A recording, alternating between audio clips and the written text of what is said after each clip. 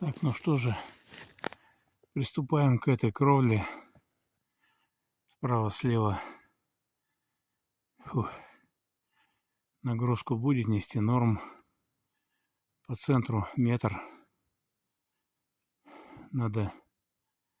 Необходимо 2 метра по центру этой кровли выбрать, чтобы снять нагрузку. Хотя бы так первично, пока силы есть. Ну а там дальше посмотрим. Время покажет. Так что от центра метр вправо, метр влево. Буду снимать сейчас снег возле этой груши. Самое главное, грушу эту не завалить. Правее будем откидывать сюда вот. 2 метра.